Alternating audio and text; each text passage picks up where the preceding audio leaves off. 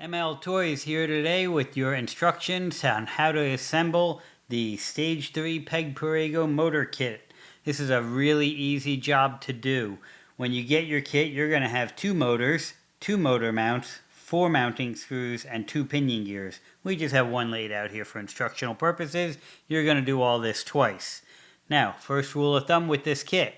Do not touch this. No power drill involved at all with this. You will strip out parts if you use it. We're going to the good old-fashioned hand screwdriver for this and a hand Allen key. You'll need a 2mm Allen key for this.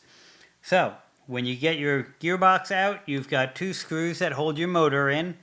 You want to take those screws out and your original stock motor will pull out of the gearbox. Very simple and easy. You're still going to need those screws and that gray mount that's in your gearbox.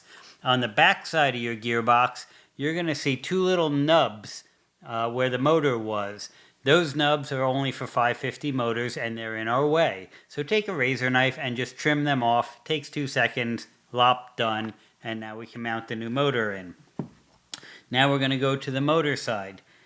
This motor mount that you get has 2 countersunk holes in it that will line up with the motor screws holes in the motor.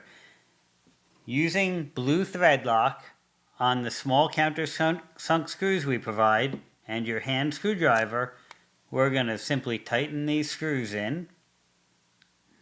There's one.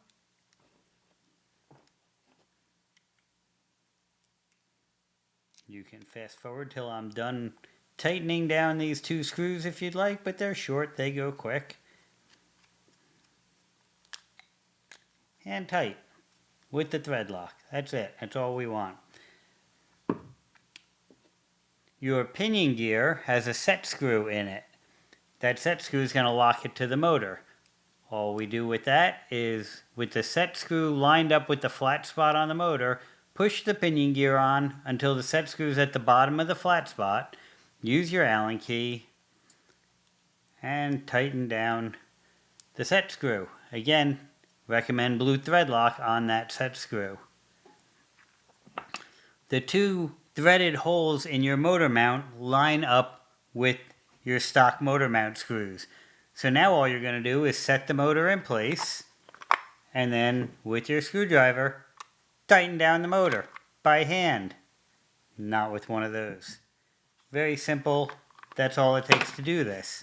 Motor mount fell out there, but I just want to show you the wiring. You're going to get 2 of these wire connector bags. There's a red and black on the motor. You can snap both of these on. They snap permanently on. And then you get what's called a Wago connector.